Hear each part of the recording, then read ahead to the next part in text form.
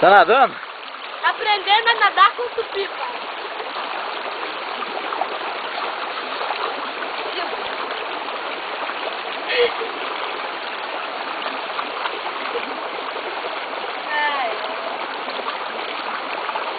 Ele tá nadando.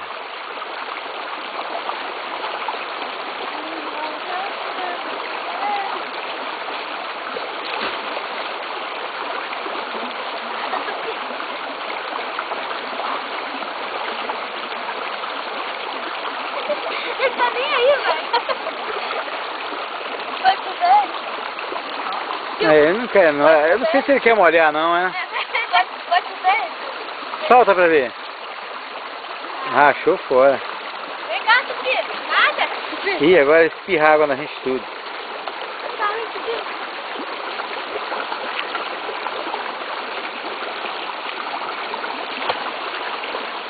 Vira pra cá, Rafael.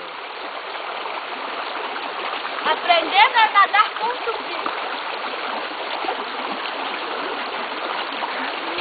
Ele anda sobre as águas. É. Cuidado, Lucas, cuidado. Pode ter pedra aí, você machuca a canela. Ale!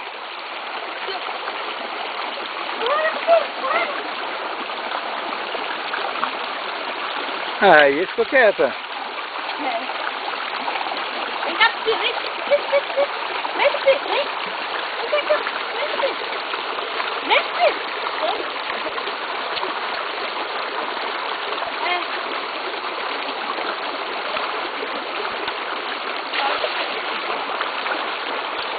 Não, você subir, velho, é um fome.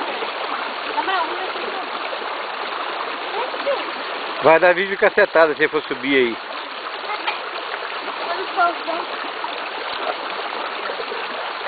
Ele quer sair da água. Ah, deixa aí, você vai. Vamos ver se ele vai subir. Homem-Aranha, Cachorro-Aranha. Depois do Homem-Aranha, do Porco-Aranha, tem um Cachorro-Aranha. Vem subir. Vai, Cachorro-Aranha.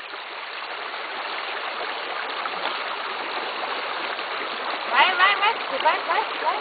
Deixa. É o Cachorro-Aranha. Não quis aranhar hoje. Pode ser pra nadar. Vai, Tupi. Vamos ver se ele sai daí. Como ele não quer. Como ele não quer subir na parede, então o que ele quer ensinar os pequenos gatos a nadar. Nadar cachorrinho. Agora vamos fazer uma simulação. E aí ele balança e moia a câmera toda. Aí chega.